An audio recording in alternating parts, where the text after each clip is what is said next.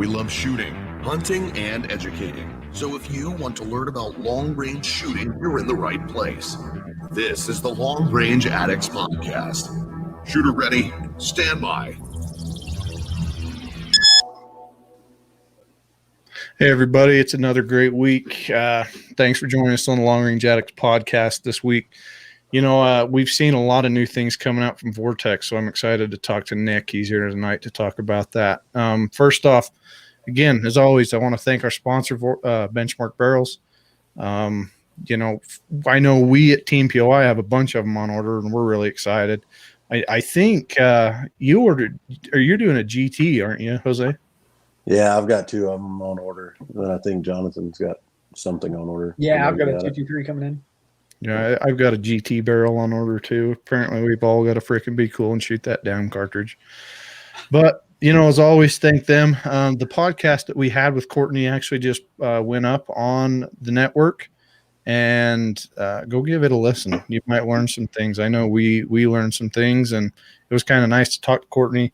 And you also get to see who's behind the phone when you get to call. So a big thanks to her. Tonight we've got Jose, you know, our reviews manager at Team POI, and then Jonathan, one of our senior reviewers at Team POI. We're glad to always have them. The knowledge there's great. Tonight our man of the hour is Mr. Nick. How are you doing, Nick? Wonderful. Thanks for having me. Wonderful. Can you do a quick intro of yourself so that everybody that doesn't know you can get to know you? Yeah, my name is Nick Laufenberg. I've been working for Vortex Optics for about 3.5 years now. I started off in a more technical supports position, did some work with our military and law enforcement sales department, and then moved over into working with our dealer sales team and working with training dealers on products. And I also now do long range, like precision rifle team, our sponsorship for that genre of shooting. And I also still work in training. Yeah, and I mean, if you've been to a match, you know who Nick is. He gets around. He's kind of like one of those guys you see all over the frickin' place. I know I've seen you quite a few places. I think the last place I saw you was in Vegas at SHOT. How did SHOT go for Vortex? Was it good? A lot of releases? Oh yeah, well no, we just had the one release, the 1-10 Razor Gen 3, and that was all we needed for SHOT. I mean, it was crazy. That booth was humming every day. I came down with a case of the itis for the last 2 days, so I missed some of it. Didn't get to see a lot of the people that I was planning on seeing, but you know, that's what happens when you go to SHOT, right? Oh yeah, you got to plan for that. Like I start like a month early with the with the goodness trying to do that. It killed me like, what was it, 2 years ago? It took me till like March or April to get rid of it. I could not get rid of that shit. It's like what's happens in Vegas stays in Vegas, except for SHOT Show shit, and then it comes on with it. Yeah, it was freaking out of control. Anyway, so you guys, you know, we can go down a few different roads, you know, because we've got a lot of hunters that listen, we've got a lot of precision shooters that listen, and there are some budget-minded people, and there's some people that don't care about the money they spend. And sure. I kind of want to go through the list of what you guys have out now. The newest one is the Strike Eagle. That one, you guys released it, what, Monday? Yeah, I think so. I mean, it's really recent release. Yeah. Mm-hmm. So you've got what, the tactical, what is it? The PST Gen 2, and you've got it's actually right here behind me, the Diamondback Tactical. Is it right in between those, or where does it fit in the line? Yeah, that's pretty accurate. It's going to be, I guess, more similar to like the PST Gen 2 as far as feature set, but optically it's not going to be as good as the PST Gen 2, or else you'd have a price tag to go along with it. But you know, in all honesty, I've had one on my CZ 457 for, I guess, like 3 months now, and done a lot of shooting with it. And I mean, I've gone out past 450 yards with it, and it's not suffering at all optically, and feature set. It's extremely rich.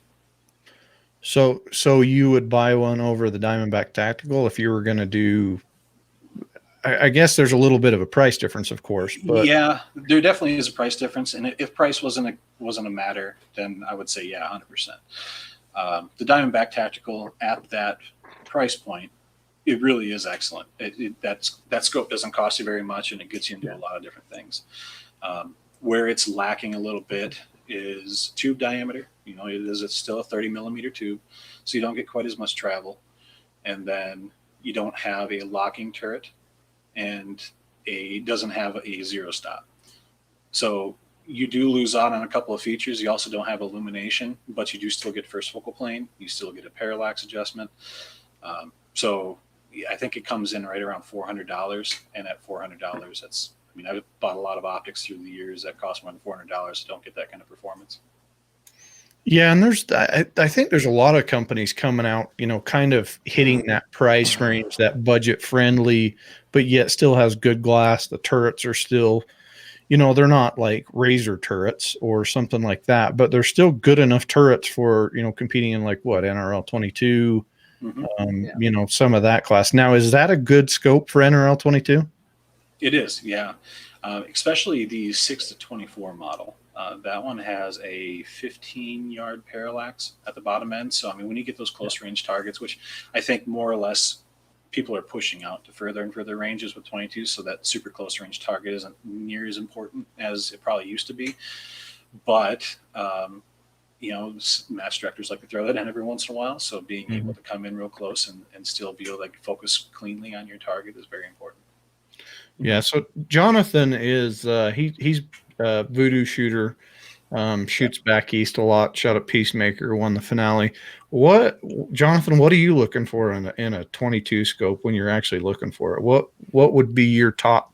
And let's see if it actually fits into what they've come out with the Strike Eagle. So right now I'm running the 6 to 24 Diamondback, and I've loved it. The biggest thing is kind of like Nick was saying is the parallax. So even though you don't have a lot of stages that do it, they have at least one stage every match that's going to come into like 15 yards. It's on something stupid small, like a 1/4-inch target. And the problem you run into is they like to bound back and forth from like a 100-yard or an 80-yard target back to your 15. And so I was shooting the NRL course for March, and what I ended up doing was I just kept my hand on the parallax knob because it was alternating between, I think it was a 17-yard target and 85 or something like that. And you couldn't get either of them clear with like a medium parallax setting. So you have to be able to come close enough, because otherwise you're just staring at a blob. So you get some of the higher end optics that guys are running, like the Razor HD Gen 1s, and they can't parallax close enough. And so granted, you have a lot more room for error on those close targets, but you're just staring at a blob. You can't get anything even remotely close to fuzzy. It's just a blob. The parallax is huge in the 22 game just because you do come so close with those minuscule targets.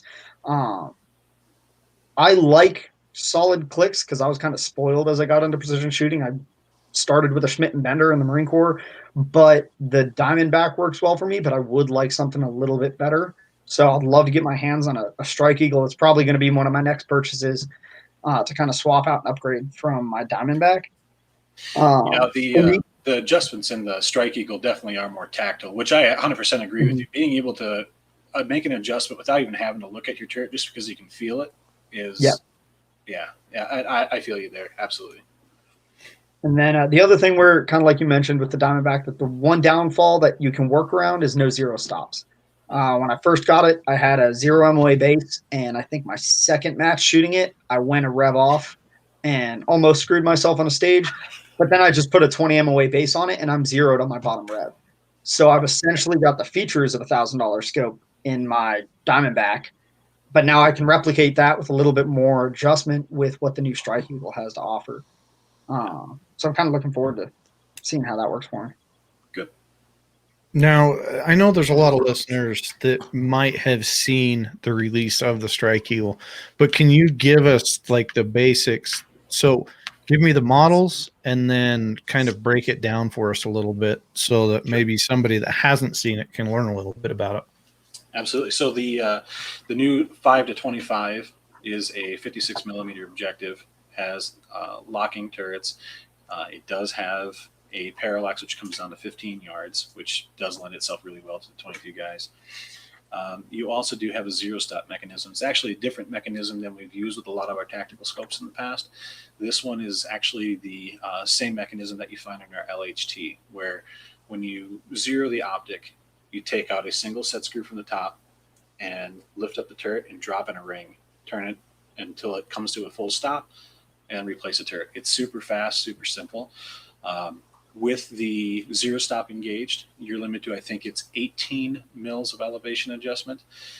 Without the zero stop, you can use it for ELR. I mean, I think it's 110 MOA.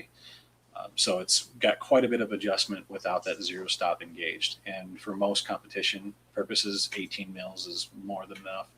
Yeah. At least in my findings. Yeah. So what were the two? There was more than one, right? There was what's the word I'm looking Oh, so for? we also just updated the reticles in the Strike Eagle, like the 1-6 and the 1-8. Also did a couple of small features changes. So we added integral throw levers that can be removed. But the big thing is the fact that the reticles are, I would say, a huge upgrade from where they were before. So I know this was asked before the show. What goes into you guys deciding what reticles are offered in what scopes? Maybe you can answer that. Maybe you can't. And most of it's customer demand. So if we come out with an optic, you immediately get a ton of feedback. And that feedback is usually immediately reported back to our product development department. They always take note of that thing. One thing that I think Vortex is, I've always loved about Vortex even before I started working there, is that we really truly listen to our customers. So if we have a lot of people asking for something, we tally that up. Okay, well, the majority of people want this. Let's make it. And I think that was kind of what happened with the 1-10 Razor. We had the 1-6, and it had a dramatic amount of popularity in the Gen 2 1-6. But with the 1-10 Gen 3, we had so many people just saying, hey, you need more magnification. You need to make it a 1-8. Most people were thinking, probably not even thinking 1-10. There are 1-10s out there, but to do a 1-10 properly and get the type of performance that you get out of that Gen 3 is very difficult. And we've had that one in development for about 3 years now. And it turned out well. I mean, we're very excited about it, and it's a huge seller, and I think it's going to see a lot of trigger time. Mm-hmm. Yeah, and maybe, this is a question I've been asked a lot. A lot of people love the Razor line. It's kind of been your guys's, the ultimate staple. The glass is built better, the turrets are built better, everything. But a lot of the long range people are looking for like more options. Now I know a lot of shooters don't understand how like getting the H59 and scopes and stuff works, because you actually have to buy that, right? Correct. Yeah. So the two biggest ones that we kept on getting for the Gen 2 Razor especially was the Tremor 3 reticle and the H59 reticle, actually. And we when we dropped the price of the Gen 2 Razor with the 7C introduction, wasn't this shot, it was last shot. So we dropped the price from $2,500 down to $2,000, updated the reticle with the 7C, and then we also added the H59 and the Tremor 3. So that was a big thing for us too. And I think there's actually a ton of people that don't even know that we offer those two reticles, which I wish they did, because a lot of people like them a lot. Yeah, and that's one of the big things, in a long range game. I've seen, we're all gonna laugh over this. We've all seen all the people commenting over the new military freaking scope, and it's like, why? Because you'll probably never shoot the damn thing. So why are you even weighing in on this? It just boggles my mind. But well, people are bored in quarantine. They want to talk crap. Yeah, they just want to stir some shit with somebody is what they want to do, because they're freaking the old ladies nagging at them, so they're hiding in their closet on freaking Facebook. That's exactly what's happening, because we were laughing about it the other day. There's people are going to come out of this. They're either going to come out pregnant or divorced, and that's all there is to it. Or both. Oh, Yeah, depends on who they've been quarantined with, I guess. But I mean, there's a lot of new things that you guys have, and that's one of the hardest things to keep up with Vortex. There's a lot of other companies, and every couple of years they'll come out with something new and, trying to roll out something great. But like you said, I mean, it's crazy how you guys are always coming out with something. And it's like, it's not just at SHOT. A lot of companies are releasing shit just at SHOT. It's throughout the year, constantly trying to release something. One of my last favorite ones that you released were, and you guys had them before you discontinued them, was the reticles for the spotting scopes. Mhm. Because, you know, a lot of people, if they're spotting for a partner, if they're trying to do that, they're trying to call everything and they can't figure it out. And there was only like a couple companies that I knew of that had them.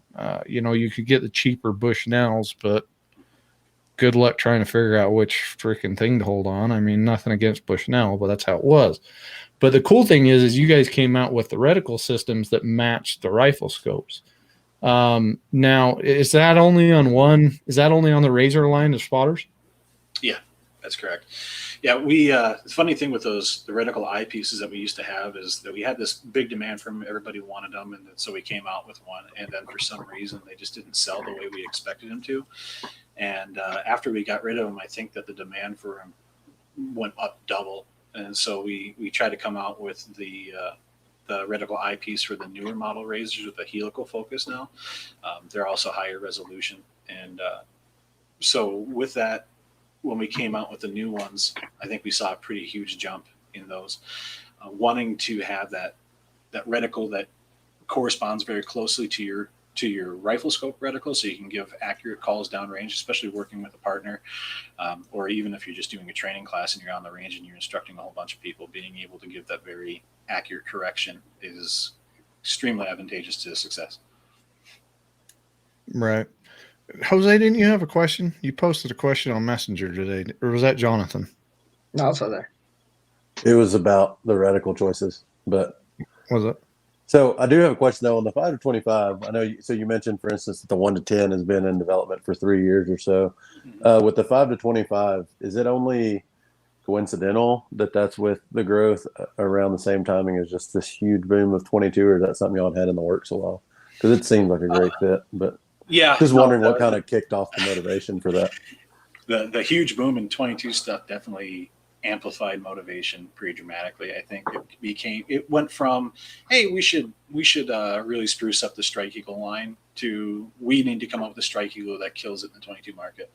And went from one guy working on it to 2 guys working on it to 10 guys working on it, that type of thing. And just that increased motivation in the right direction came out with that one pretty fast. Right. Yeah, You guys have been great. killing it. So if you're a 22 shooter, what are I know when I worked at Voodoo, the AMG was one of our popular ones because it was one of the only ones at the time that could parallax down that far. What options do you guys have for the 22 guys? Because I know a lot of them tune into this.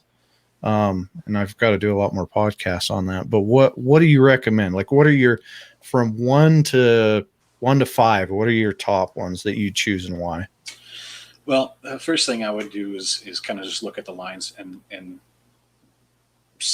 separate them all out based on feature set. And the Diamondback Tactical is obviously a good one, because it does allow somebody to get into a rifle scope with the correct feature set for a lot less than some of our other optics. Moving up to that, now that we've added the Strike Eagle, I think that adds that next line to the guy who's really wanting to start taking it seriously, wanting to, amp up his magnification, amp up his adjustment range, improve his reticle, have a little bit better feature set. The PST Gen 2 is still one of my favorites for 22, and although the parallax does not come down as far, I think that the depth of field on it is long enough where I can still focus in at pretty close ranges. You still do struggle at the super close range, though. From the PST Gen 2, it kind of goes right into the Razor HD Gen 2. The problem with the Razor HD Gen 2 for 22 is that it does only have a 35-yard parallax at the bottom end, which is not ideal, I don't think. I know a lot of guys that still use a Gen 2 Razor for 22 competition, just I guess for their reliability, and they want to make sure that their optics always doing exactly what they want it to. But that is something that I would like to see in our higher magnification models, especially in the Razor line, something that parallaxes down a little bit lower. So I got a question there then. Like you said, there's a lot of guys that are going to feel very comfortable with that Razor Gen 2. They probably got it on 4 other match rifles sitting in the safe. Do y'all happen to offer, if a man sends you back and says, he just wants his parallax adjusted, where he could custom have it lower and then just the top end is lower as well? Is that not something you offer? Unfortunately not. No, Okay. It's something that would be, I think if we could offer that, the problem is that you'd have to redesign the optical system a bit No, to got make it. that all Got it. function properly. I got you. So there's another new line that came out, and the reason why I am really looking at this is because I've been kind of trying to find something that fits the long range hunting and what I want in a long range hunting scope. Now you've got the new LHT line, which is interesting to me, and honestly, I don't know that much about them. I probably should have researched this a little bit better before the show, but I've got a brand new 28 nozzler sitting back there that just got built. It's an ultralight, and I'm looking for something for it. Now, capped windage was a big one because of packs, but as a hunter, why would I pick the LHT? Lightweight. You do have a locking elevation turret. So if you are somebody who wants to get out a little bit longer ranges, which that 28 nozzler I'm sure probably does very well at extended distance, the benefit there with the LHT is that you do have a lightweight scope that is super high resolution, great light transmission, but it does have that capped windage. It does have a locking turret, and it does have a zero stop. So you have a lot of the same features that you have in your like match style optic, but you still have a lightweight package that can be utilized very well for hunting, especially even on a very lightweight rig. It's not uncomfortable. I have one on my hunting rifle right now and couldn't be happier with it. So I have a question, and I just want to point out so I had a conversation when I saw the Strike Eagle come out about just how cool innovation across the board, all the companies, but obviously Vortex stays up there at the front too, just in the last couple of years with just, a demand for innovation and a growing sport. Mm-hmm. If I'm looking at this correctly, I'm seeing 20 ounces. So you added way better turrets than the original, let's say LH, and a lot more features in a whopping 3 ounces. Because what the original was, a pound? Not a hair over a pound, I believe. I think so. Yeah. That's impressive to me. Sorry. I just wanted to point that out. No, I mean, cool. I appreciate it. Yeah. I mean, that's something that, like I said, listening to your customers is important. And if you come out with a hunting optic that weighs 3 pounds, people aren't going to be happy with it. And so trying to capture that group of features and be able to keep it light was very important to us. So it took a little while to get it to where it needs to be. The big thing, I think, is that zero stop mechanism, because usually if you add a zero stop into a rifle scope, it adds quite a bit of weight. That particular design is very light. Yeah. Right. So what about the reticle? How'd you land the reticle there? We took some of the design features from the HSR4 and just, I guess, spruced it up a little bit. Not a lot different than the previous one. One big thing about this that a lot of people were really wanting is that the illumination, just a push button illumination. However, it also only illuminates the center dot. So if you do want to utilize your subtensions, you can, but when you turn on your illumination, it doesn't bloom out your whole image. Interesting. That makes sense. So I don't know. Let's put you. Maybe you don't want to go here. Let's try it though. So this was what I was down to, and I'm going to be honest with you because I try to be as honest as I can. So it was down between this and the new Loophole, the VX6. Okay. Why would I choose this over the VX6? I mean, yeah, the warranty's awesome, but what else would set this apart over the VX6? Oh, man, that is tough.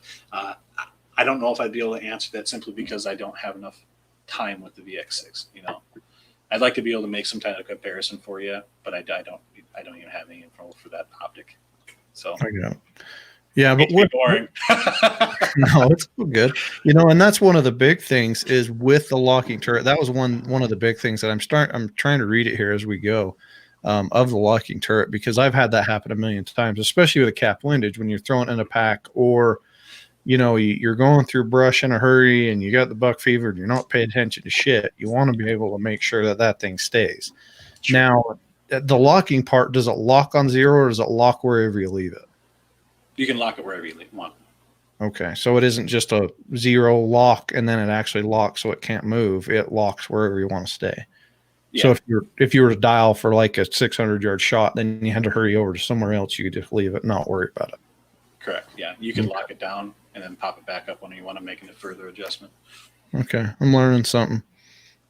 So as I just mentioned, the Vortex VIP warranty. Now you guys kind of have gone above and beyond on the freaking warranty, and I've seen some shit that you guys have taken in. It looks like it went through a wood chipper, and freaking looks like it got blown up with something, and you guys still warranted it. Now, Yeah, we've had some interesting ones. how does that warranty process work? That transfers, doesn't it? Yeah. There's no paperwork. It's fully transferable. You could be the 100th owner of the optic, and you still are covered by that warranty. The funny thing with that warranty is, it's kind of got us some bad press. And I think it's mostly just haters gotta hate, right? But yeah, I've heard a lot of people say like, "Oh, you got to have a great warranty if the optic sucks," and which the fact of the matter is the biggest reason why we have that warranty and what we cover with that warranty is not to just cover the optic. A failure of the optic can happen, but we cover the user. So, if you're out hunting with your buddy, camping, and you kick your rifle into the fire and you just destroy your rifle scope in the process, we'll cover it. If you make a silly mistake and knock over your gun and run it over with your truck, we'll cover it. If your house burns down, we'll cover it. Your truck starts on fire, we'll cover it. So it's not just covering an optic and a failure of a manufacturing process. It is covering the end user, which is, I think, actually the reason why the Hamiltons, the people that own Vortex, have actually why it's called the VIP warranty, because they call it the very important promise. We haven't been in business for that awful long. So if you are using our products, the chances are you're probably using somebody else's before ours. And so we feel it's necessary for us to make sure that we're doing everything on our end to keep the customer happy. Right. And, I see that a lot through some of the accounts that I use. Well, you've got to have the freaking warranty if you shoot Vortex. And honestly, I think I've only ever had issue with one, but it's amazing to me how many people are freaking stupid. And I'll say that. I'll say that to your face. It's like, hey, I'm going to mount my scope and use a freaking cheater bar on the end of a 6-foot freaking bar to tighten my scope rings. What do you think it's going to do to the inside of that scope? There's a reason why there's set limits. And everybody's got to blame somebody. And it's amazing how many of it goes back to the scope manufacturer of people not understanding or not reading or not paying attention before they do it. And it cracks me up. It blows my mind. I've made the same mistake. Everybody starts somewhere, right? When I first started getting into long range shooting, I bought a $20 set of rings because that's what was in my budget, and I couldn't afford anything else because I spent all my money on a scope, right? Mm-hmm. And then I got out that Allen key and I tightened them down to what I said in my mind was correct. Well, we recommend between 15 and 18 inch-pounds without Loctite on the screws. And now I know I probably tanked that thing down to 30 inch-pounds. And I wonder why my optic wasn't working right. It's because I destroyed it. Right. My mistake. I think everybody's made mistakes in the past. And the nice thing is knowing that your mistakes are covered too. Yeah, for sure. And that it boggles my mind how many people go out there and they just want to start a fight, or they want to call somebody's product stupid or anything else. And it's like, what? Why? Like, what do you want to? I don't know. If you don't like it, move along. Yeah. It's really easy to do that. Don't Dave comment. There. I don't need to hear it. Yeah, I ran over it with a brush hog. That's awesome. Yeah, I'm sure there's a pretty good story behind that one. I'm sure there probably is. And I think part of it, Cole, is too, like, they haven't done that oh shit mistake yet on an optic that's not covered. Mm-hmm. Like, they can claim, oh, you need a great warranty if it's crap optic, until they've run over a Night Force with a bush hog, and Night Force tells them to go pound sand, buy another $2,000 scope. Good point. That's all. And I'll say this about even our competitors is, I have friends at all of our competitive optics companies, right? And And we all try to take care of our customers. I would say that we probably do have the best warranty in the business. However, I also know that if you have a knife force or if you have a loophole and you have an issue and you call them, they'll probably do everything they can to take care of you as well. Right. Yeah, and that's the thing is a lot of the times though, most of the warranties cover, their products, but they don't cover what you can do to the product, which kind of, it's different in a lot of ways. But that's the thing is you get into these optics and you start cranking on them and you start, the zero stop doesn't work right. So you twist it a little bit more and now all of a sudden it's somebody else's fault. And it just, Tyler, really, you don't know what a brush hog is?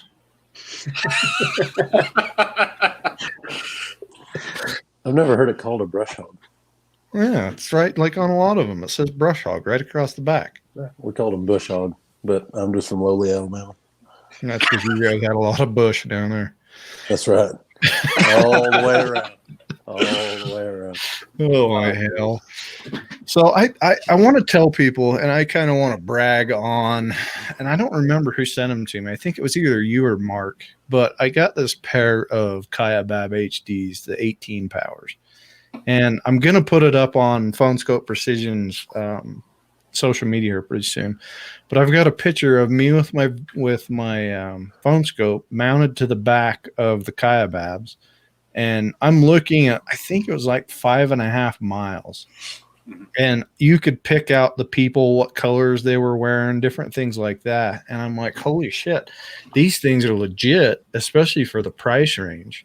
A lot of people are looking for awesome binos.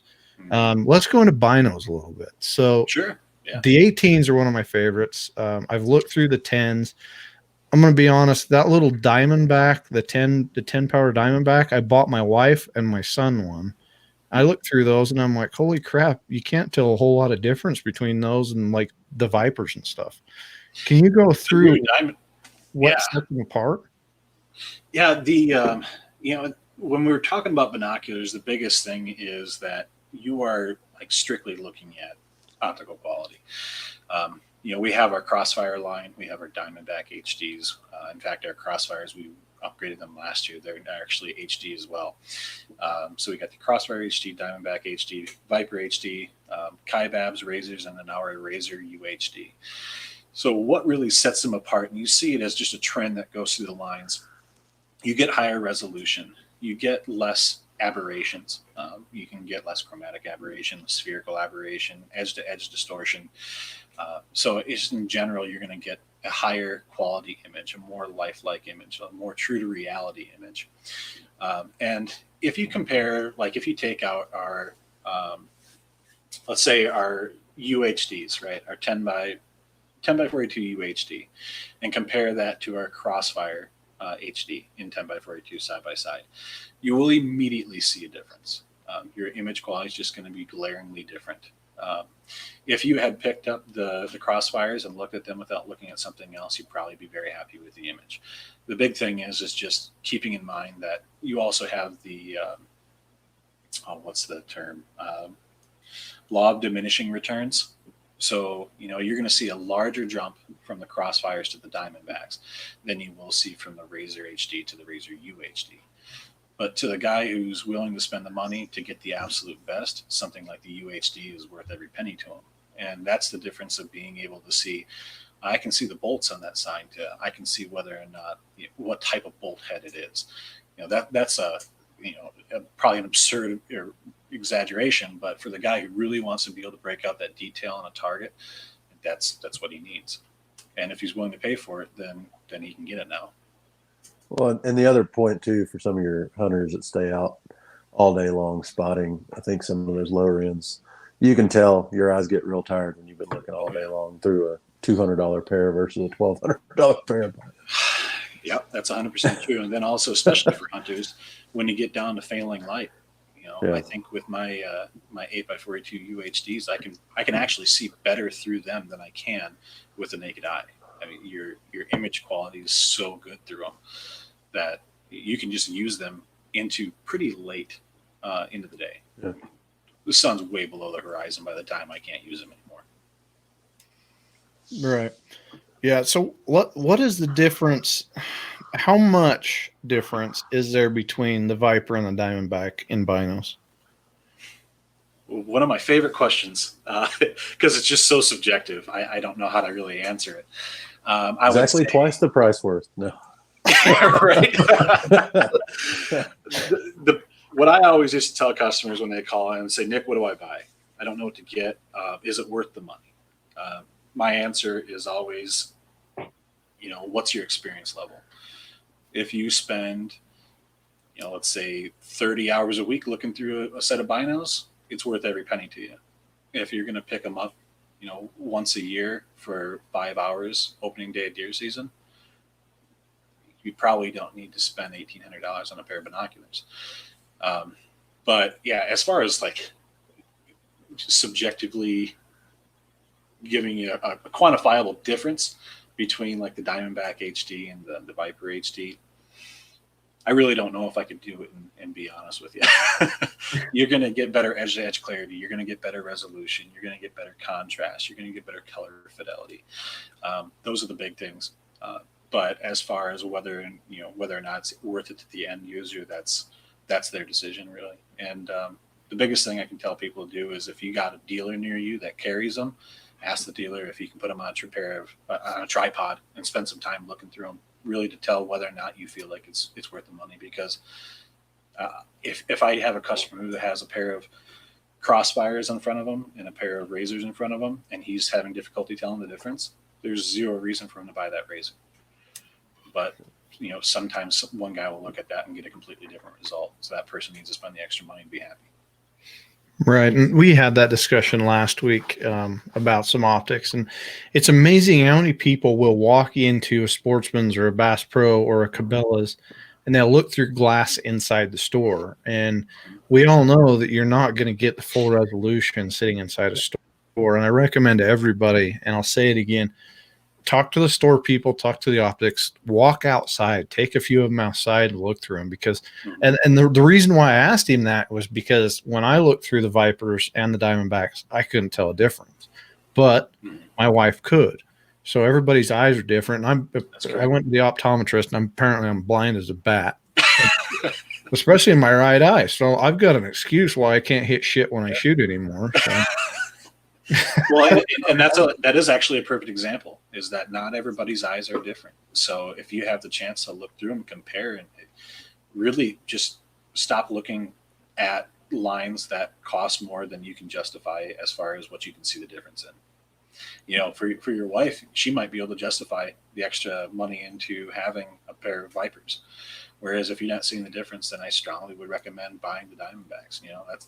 That's one of the benefits of being able to have optics in so many different tiers, quality levels. Is that right? So, for everybody. I got another question on the difference. I guess aside from the glass, is there any difference in, let's say, the durability or the quality of the bino housings, or maybe some of the internals or whatever? Because obviously, I mean, when you're making a $200 pair of binos, you can't put a $2,000 pair.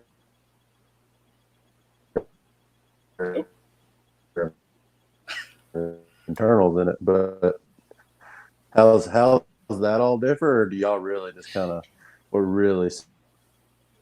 sets yeah, it does. As the glass? It does. It will make a difference. If you're buying a pair of our UHDs and spending that much money, you better believe it's going to be a more durable optic. But it should be too. You spend the extra money, it's got to be there. Your Wi-Fi is going to shit, Jose. Tony G's giving you shit Alabama Wi-Fi.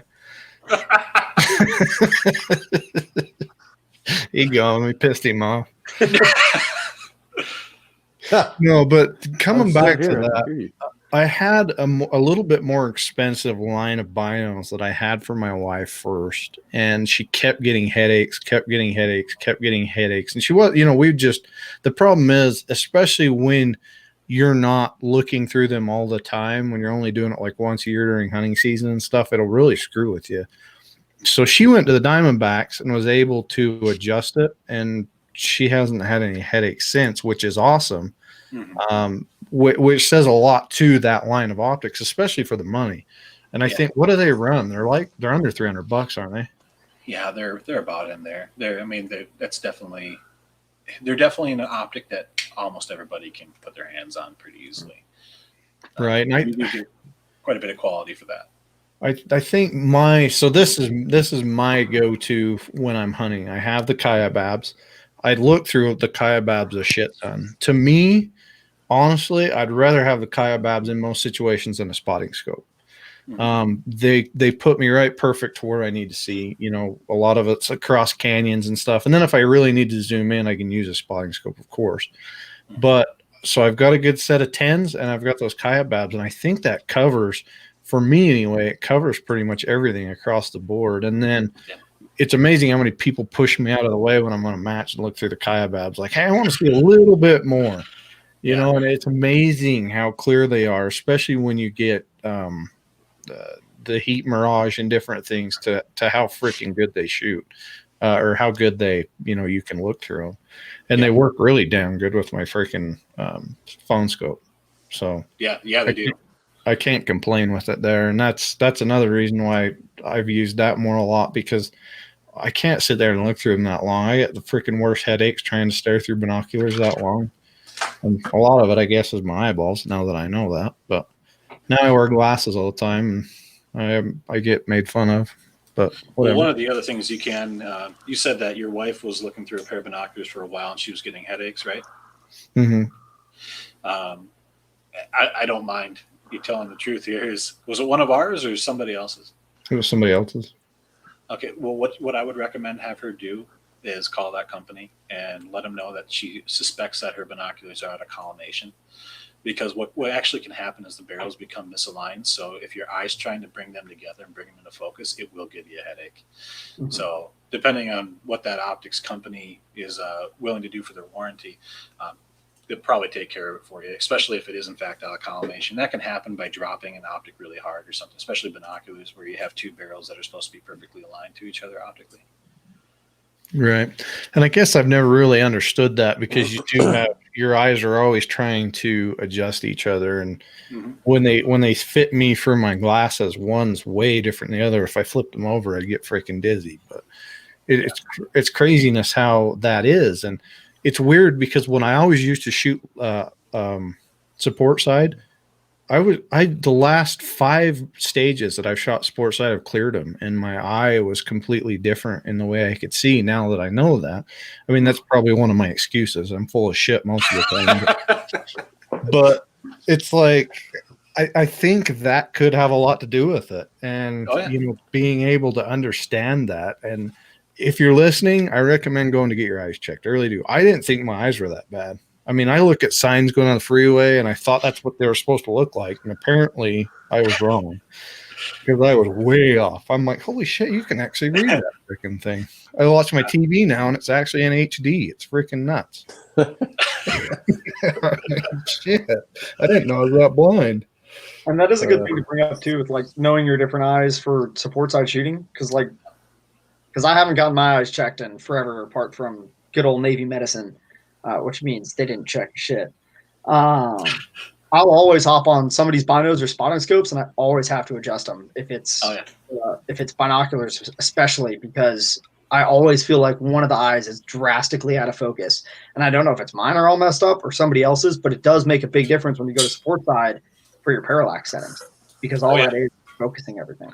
So if my left eye is drastically different than my right eye, I can't just switch back and forth. I have to actually adjust it. Yeah, and you likely will. I mean, everybody's eyes are slightly different than, you know, from right to left. But I always use this example when I'm talking with people. Me and my dad would go shooting all the time, and you know, we'd be pounding target, and we get bored and want to switch guns, you know. And I get on my dad's gun, and I'd be looking through his rifle scope, and I'd see 2 reticles. Like, I just couldn't use it. But if I tried to look through that for so long, the muscles of my eye would be straining to try to bring that reticle into focus, and it would just you'd have a headache after a minute. Yeah.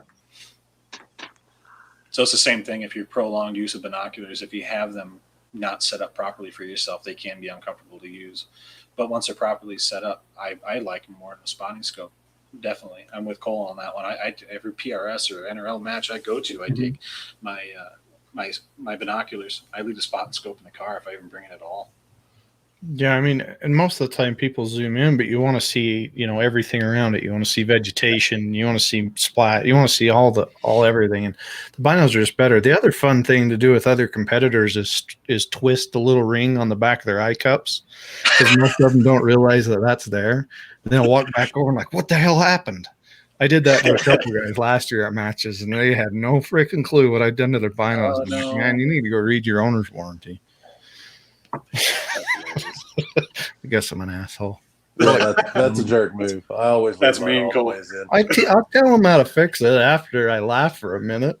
Look, I imparted some knowledge on somebody. Okay, I'm out there teaching. I don't know a whole lot. I'm no Vallejo or whoever else, but I'll teach you something. It might not be a whole lot, but so anyway, back to the podcast. Sorry, I get a little freaking off track here every once in a while. Golden Eagle HD. A lot of people don't know about this freaking scope, and I saw one the other day and went, "What in the hell is that giant freaking thing?" Tell us about this thing. Yeah, so the Golden Eagle, that was basically designed by our very own Ian Clem, who's a nationally renowned F-class shooter. And he essentially got free reign one day and was like, Ian, I want you to build the best F-class scope you can come up with. And he made the Golden Eagle. It's a 15 to 60 by 52. So it tops out 60 at the top end of the magnification range. So you essentially have a spotting scope mounted to your rifle there. Mm-hmm. The reticle is a second focal plane reticle that sub-tensions at, I believe it's 40 power. It could be 45. I have to check my specs on that one. You do have two reticle options. You have a very basic crosshair, very thin lines, and then you also have the ECR1 reticle, which has a target dot in the center with some sub-tension lines. So why, I guess, and I'm still learning and understanding tube design, between 35, 34, 30, everything. Why would they have done it in a 30? Is it just because they're not really dialing a whole lot when they're only shooting 1,000 yards? Yeah. Or is that the thought process behind it? I can only speculate, and the answer is, as far as I know, yes. I mean, to your point there, with that discipline of shooting, whether it be bench rest or F-class, you're not transitioning from a 100-yard target to a 1,000-yard target to a mile target back to a 500-yard target. You're focused in at one range, and the only purpose of your turrets is to make minor corrections from shot to shot, and minor corrections. And that Golden Eagle's an 8th MOA adjustment rather than quarter, so it's made for fine tuning. Basically, zero your rifle at 1,000, and the only time you dial your turrets is when you're making fine tune adjustments to try to hit the bullseye. Right. Okay. Yeah, and I didn't know a whole lot about the scope. I just saw it, and I saw how freaking huge it was, and I'm like, what is the thought process behind that thing? And then I got to thinking about F-class, and that's kind of outside my realm. There's a lot of people that listen that's their thing, so I thought I'd bring it up just in case no one's seen it, I guess. Yeah. It's actually a lesser known optic. Go on. Yeah, sorry.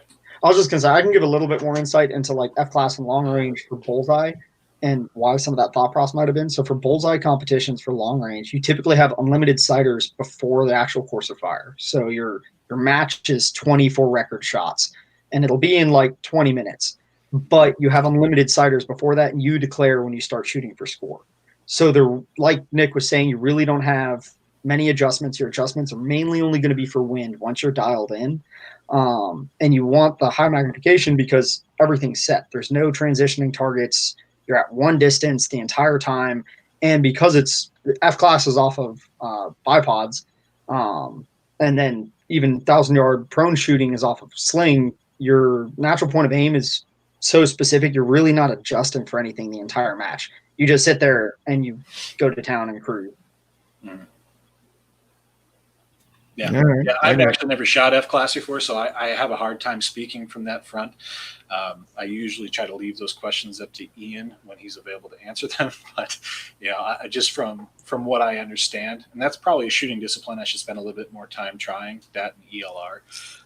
But it'll hurt your feelings. I bet it will. Yeah, I want to start trying some of that shooting discipline, try and branch out from tactical field matches, because I think that there's a lot to learn just from trying other shooting disciplines. I'd try 3-gun, but I'd get stomped so bad I'd be just horrified to get out in that field. I'll tell you what'll bring you to your knees the fastest is freaking ELR 22. Yeah. No, I bet. Look at Jose. Look at. Somebody told me the other day that 22 ELR is actually strictly a game of luck, and the more I got to thinking about it, I'm not convinced they're wrong. No. And whoever came up with the target size was on crack. I've never done 22 ELR either. Tell me about that. What is your target size? What are the distances? Well, according to ELR Central, right, so a bunch of the big groups got together and kind of came up with ELR Central, and their standard is cold bore +2 at any given distance so far at 12 inches, and it's kind of like in the normal ELR game where it's all on 36 inches until we finally hit a point where 36 inches makes no sense anymore, right? So right now, I think the ELR record's 2,136 yards, and the ELR record for 22 was actually set at Q Creek ELR last year on the Voodoo side stage at 480. This dude went 3 for 3 on a 12-inch target. I think before that it was at 410 or something like that. Yeah. But that's a long ways for a 12-inch target with a 22. You have to hit all 3 shots. It's not just a single impact to get to points. Correct. Yeah, it has to be repeatable. That was kind of their whole thing of setting it apart, right? Because they're, you got the guys. It's so cool what Global Precision Group does, right? They go out and they'll shoot 6,000 yards, 7,000 yards, whatever. Sure. But it's obviously.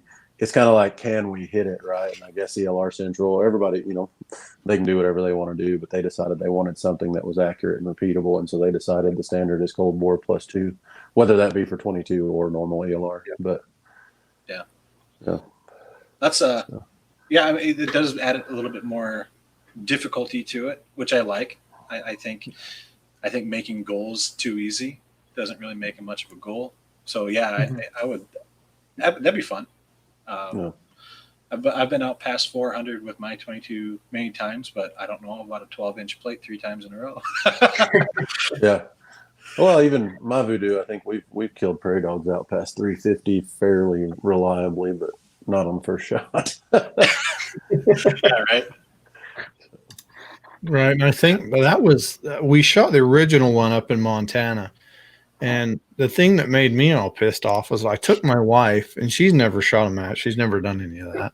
Never done, anything. And Jill from Voodoo was sitting there. She goes, well, I've got my gun, and I'm not going to use it, so why don't you shoot it? And I'm like, oh, hell, here we go. All right, we'll let her shoot it, see how she likes it. I hope it doesn't ruin how she sees, this shooting thing.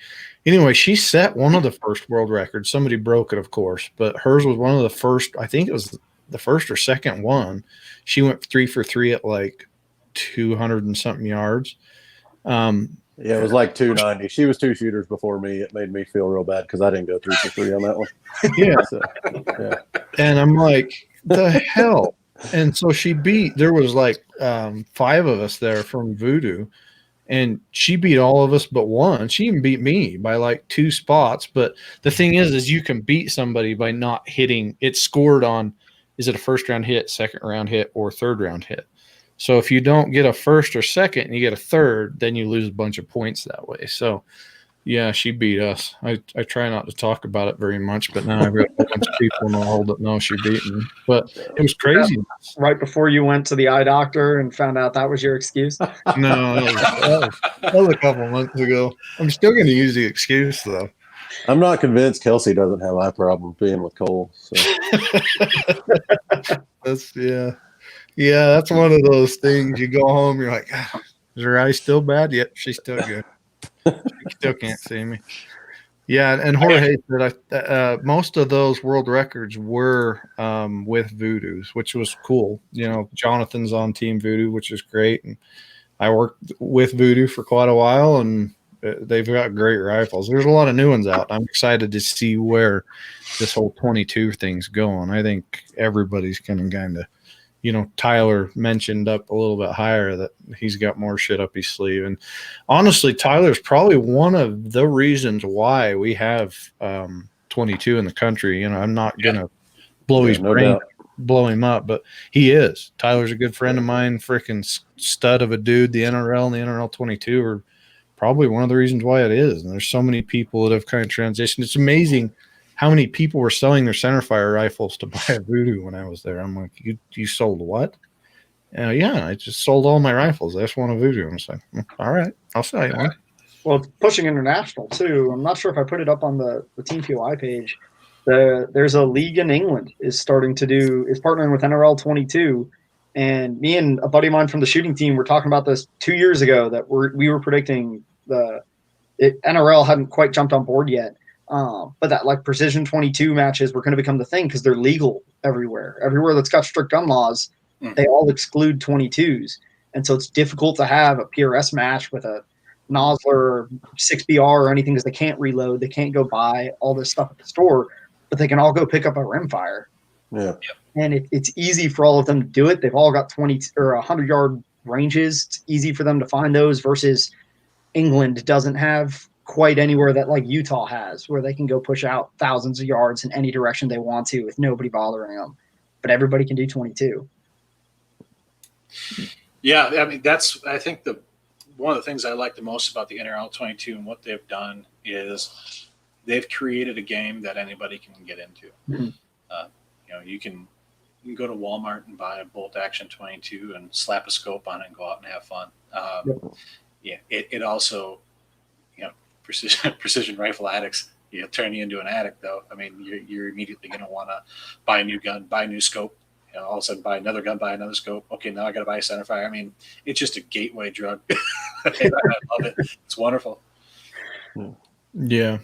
And that's the thing is, to me, it is huge in the youth and the ladies, because that's another cool thing was they created those versions of both of those so that, we could get, how many times is it all the kids are just playing video games nowadays? And I see more and more and more kids getting interested back into shooting, and that's a big way to do it. And that's kind of one of the big things that I wanted to hit on tonight with you was that Strike Eagle, and that's why. And it's a budget friendly optic that a lot of people can afford to go out and buy. They're not going to break the bank. I haven't touched one yet. I talked to you the other day about buying one because I've got an addiction problem, hence the Long Range Addicts podcast. And I need one, but the turrets on them look freaking legit. The glass is good. Everything seems to be good. Like I said, I've got a Diamondback. One of these back here has a Diamondback Tactical on it, and it's been a great scope. My Voodoo right now has a PST Gen 2 on it, which I really, really like.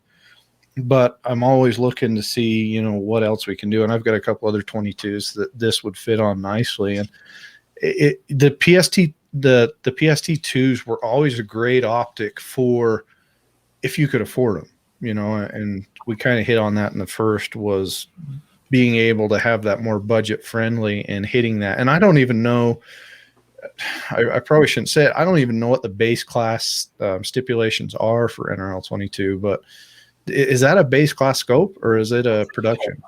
That's a really good question. It'll depend on the rifle it's on. Yeah. So it's 1050 total and it's MSRP. So if you get a 800, what is it? $799? Is that right for the 5 to 25? For the MSRP. So that only leaves you about $250 for guns. So you're talking putting an awesome scope on a straight 1022. Yeah, which will be difficult because I was even looking at, I think the baseline Savage Mark II is like 260. I think it puts you just out of base class by like less than $10. It's going to end up being that go-to scope for somebody who wants to do open class, but needs to start off somewhere. They're not going to spend $2,500 on a Gen 2 Razor. They're going to put out $600, $700 on a rifle scope. With a scope like that functions, though, you don't really, unless you're just a snob like me who just wants to go blow money, like you don't need that for a 22 match. No, I mean, you don't. But it's nice to have. So on that note, ridiculous. Blink twice if you're going to make a Razor Gen 2 that goes down to 15-yard parallax. That's a pretty good staring contest. That's really good. She'll blink twice eventually. I'll be honest. We've had the Gen 2 Razor out for so long, and it kind of comes down to why I get the question constantly. Why when's Vortex coming out with the Gen 3? Well, we just the 1 to 10's a Gen 3, right? Yeah. The daddy's coming. The big problem is I think that Gen 2 Razor has been so quintessential for so long. Yeah. If you go to a national level match and you look down the right line of rifles, a third of those rifles have a Gen 2 Razor on it. And if you come out with the Gen 3, it needs to be better. And everybody needs to be able to say, yes, this is a much better optic. I'm glad you waited to come out with this. Because we waited so long to get the right thing that when it comes out, it needs to be super badass. Yeah. No, that's completely fair. What is super badass? So like 35 millimeter tube. I mean, come on, explain to me. Don't do that. I'll tell you this. I'm still a big 34 millimeter tube guy. I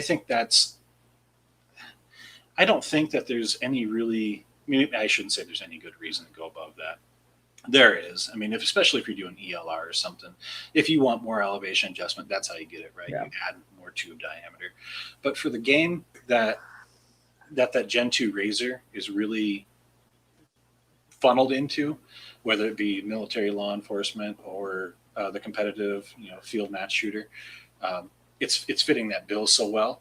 So I don't think increasing the tube diameter for that particular game is necessary. I think that 34 is enough. And then also all the ring manufacturers, mount manufacturers make 34 millimeter already. So asking them to start coming out with new shit because we want a little bit more adjustment is kind of unfair. Well, and that's the thing is, and the reason why I asked is I wanted to hear your opinion. But if you really think about it, what can't a 34 millimeter do in a PRS match? Not in a PRS match, yeah. I mean, there's nothing you can't do. There's absolutely nothing that you can't do with a 34 millimeter tube in a PRS match. I mean, unless you're getting hella stupid king of 2 mile positional stage, which hell, somebody might come up with it one day, but you don't want to go down that road. It's possible.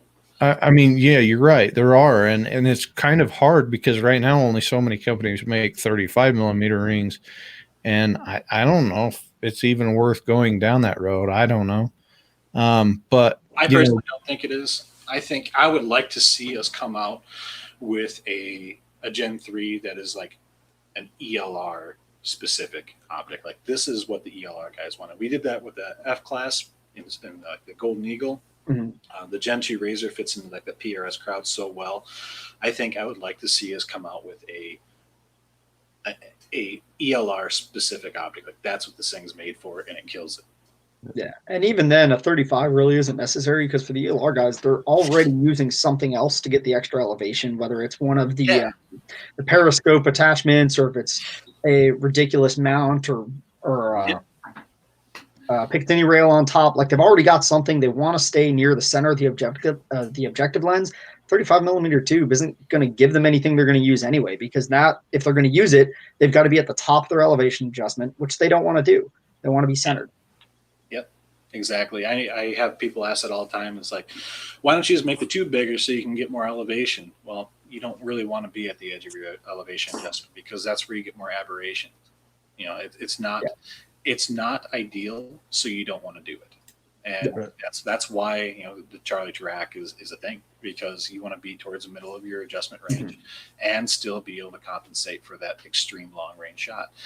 And I think that invention in itself is what has allowed us to push things to where we are in shooting extreme long range, because figuring out that much elevation adjustment within a conventional optic is, I don't think, practical. Right. And you still want to keep everything kind of centered so that you can see wind. I mean, if you're always all the way at the bottom of your optic trying to hold, there's no way you're going to be able to compensate for wind at those ranges. So that's going to be one of those things that I agree. But I also agree that it probably needs to be 2 separate scopes. Your AMG was the shit for the 22 crowd when the 22s really hit because of the parallax. So I think if you can take the Gen 2, the AMG, take some of the differences between some of those and put them together, I think you're going to get what everybody wants, and then keep the consistency, the the warranties, the everything else. I mean, yeah, we're waiting. I mean, Thanks, Cole. no problem. I'm here to help. I'm a helper. Yeah. No, I think I know for a fact that there's a lot of great things in the works. And again, I always come back to saying we do listen to our customers, and this sport is evolving. Creating new sports out of old sports, and those old sports are sticking around too. So, being able to get the tools that accomplish the jobs the way people want to accomplish those jobs is what we're trying to do. And so, yeah, continuing to innovate is the goal ultimately. And I think there's some pretty cool stuff coming down the road that I'm really excited about. Yeah, I can only imagine the way you guys are releasing stuff. It's craziness. The amount of crap you guys are releasing for a company that's how old is Vortex? I think we officially claim the 2000 was our established date. I could be wrong, and I think that is what it is. But the owners are actually Dan Hamilton. He actually just retired this year, and his sons are officially running the company. But he was in the military, and I think the story was he went to school to be a dentist, and then he's a big birder. So he always had optics. He had a Wild Birds Unlimited store, and he started carrying optics, and then he started having optics produced for his brand under the Eagle Optics name. And then he came out with some new optics that were branded Vortex, and those ones took off. And then we added the rifle scopes, and that was kind of like in 2000 when that all happened. So, I'm sorry, 2002. So it's a pretty new company, really. I mean, you consider some of our competitors have been around for over 100 years. Yeah, it's amazing how Vortex has surpassed so many of them. It's like you see them and they're still the same size and they're still going on the same track. But that happens to a lot of companies in the firearms industry. I've been in it for over a decade now, and it's like you're stuck. There's a reason why you're stuck, and it's because you don't put the right people in the right position to let them do their job. And I think that's one good thing that Vortex has done. I've known, for over a decade, I've known everybody that comes into Vortex, and every one of them have been, you can just see how everything's spread through Vortex, which is really cool from an industry standpoint, not to mention probably a consumer standpoint as well, the route that it's gone and how it is honestly extremely hard in this industry to put out new products as fast as you are. And I can say it till I'm blue in the face and nobody's really going to understand me, but it's amazing how many companies have been out forever and it takes them for freaking ever to put anything out. Yeah. And by the time they get put out, that was 4 years ago. What's new? And that's a cool thing. I used to work for a company like that, and it was a shit show. But no, kudos to Vortex. I will say this. One of the things that I think everybody that works at Vortex needs to keep in mind is how lucky we are. I've had a lot of different jobs, work for a lot of different people, and I can honestly say that the people that run our company are an amazing family. It is a family-owned business, and I wouldn't have it anywhere. They're just not just from how they treat their employees, but the freedom they give their employees to do what they think is right and listen to their employees. And it's the reason why we are able to do some of the things we are. Our new product development department has grown dramatically in the last couple of years, and that's the reason why we're able to continue to put out new products, continuing to listen to our customers, take on new projects. It's wonderful, and that type of behavior wouldn't be.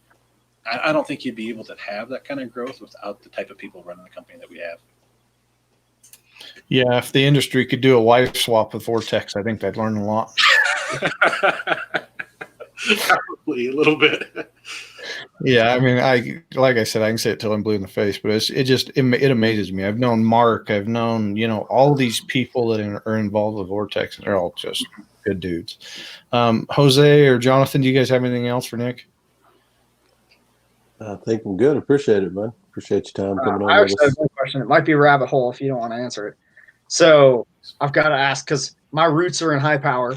for the last couple of years when I was on the Marine Corps team. Is Vortex looking into kind of branching into some of the other disciplines as they're going into like NRL 22 and that kind of stuff to come out with like a high power specific optic, since high power is now pushing the optics and its members are growing away from iron sights? Is that something Vortex is looking into?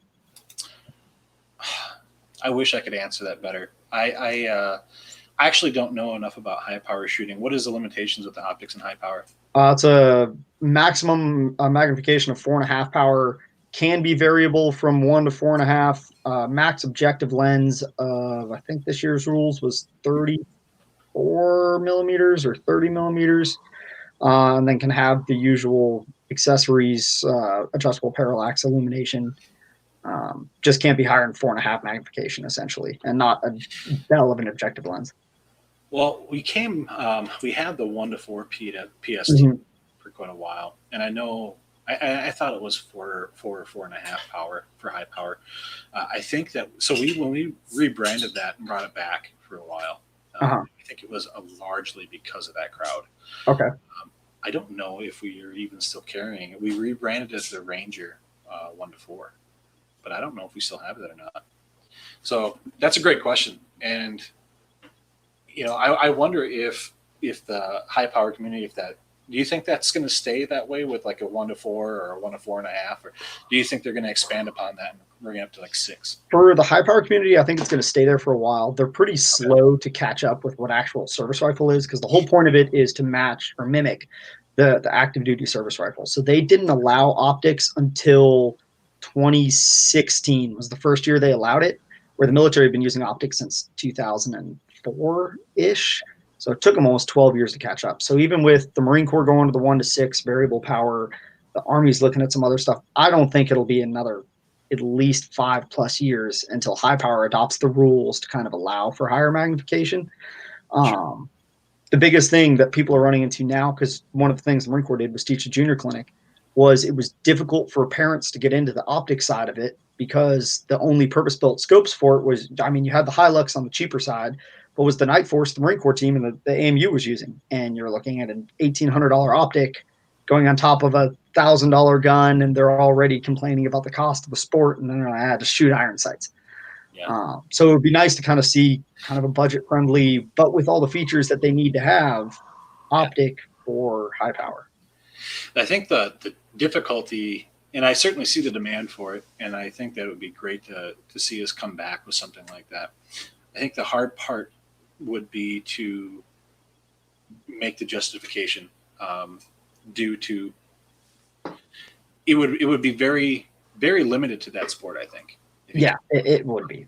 Because, if we already have 1 to 6, 1 to 8s, and 1 to 10s, being able to say, okay, well, here's a new 1 to 4, I think you're probably going to get most of the market to be like, why the hell did you do that? Where the high power guys are going to be tickled to death, I'm sure. Yeah. That's a tough one, because it would be great to be able to come out with something that fits those needs better. Because no one's really come out with a purpose-built one yet. Like even the Night Force 1 was just something they redesigned to make at the time, and then it kind of just took off because they were the premier, and that was the only one that fit all the rules, besides the PST 1, which a lot of high-power shooters use. But again, they're trying to find it used at pawn shops and everything because they can't find it anywhere. Yeah, and the PST 1 to 6, man. I mean, you find those in the forums, and they're selling for more than they were. Yeah, because the guys who want them, they know that they can sell them for it. That's a great question. I mean, it is kind of a rabbit hole question, but I think it's also a necessary one. I would really like to see I don't know who makes the decisions, but I'd love to see high power transition to be able to do a 1 to 6 so we can still make them optics. Yeah, that's a good question though.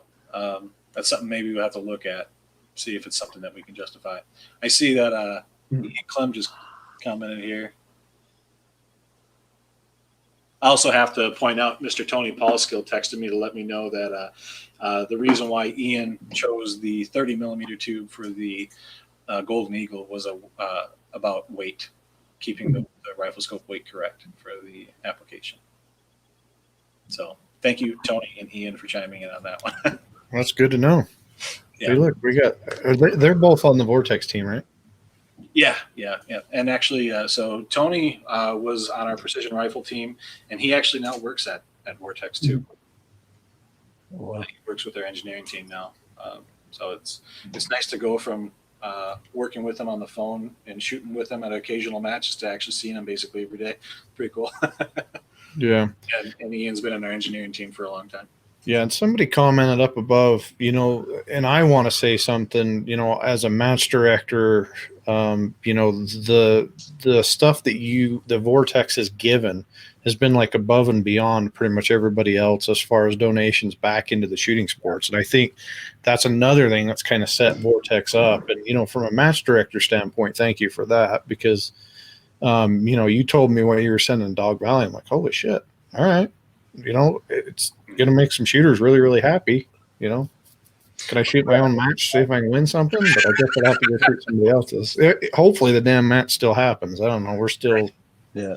Even for my Border Wars match, I remember I came home one day and there's a big old box sitting on the stairs. And I was like, oh, they sent me the whole prize kit. No, it was just a box from Vortex. Yeah. It was a big box. I try to, the way I look at it is I think that, especially in the competitive shooting market, if those shooting genres didn't exist, neither would we. When people in the community, whether it be a hunter or just the occasional outdoorsman, wants to buy an optic, they're going to talk to their buddy who knows more than them, and that guy has a buddy who knows more than them, and usually that guy is the guy who's out there shooting in matches, kicking butt, and being able to give back to those people who are out shooting matches and ultimately allowing Vortex to exist. It's a no-brainer for me to continue to support. Right. Well, again, appreciate it. Thanks for coming on. We've been an hour and 15 minutes. Got a lot of good information out there, and and everything going on. I hope everybody's staying safe, and hopefully we can get back to freaking shooting. A damn short bus. I had to drive it to freaking work today just so I could actually drive the freaking thing, and I still about got ran off the damn road again. Every freaking time I get in that thing. I mean, I feel like you should be the master of driving the short bus at this point. Yeah, we'd know, because if it was a Marine one, there wouldn't be any wheels under it. Yeah, that's true. I mean, you have something else there. It would just be purple. Yeah, it'd be purple. There's no doubt about that. See, that's why I did it Cryptex, so you can't see me. Anyway, I appreciate it, guys. Thanks for coming on. As always, thank you for tuning in live. If you're listening on the podcast, again, thank you for downloading it. We appreciate it. And it's like I told Nick today, I am never too good to have any criticism. If there's anything you want to talk to me about, if there's any feedback you want to give me, if there's something you think we should talk about on the show, let us know. Go on the Facebook and now our new Instagram. Send me a message. I'm usually trying to monitor it the best I can. But again, thanks everybody.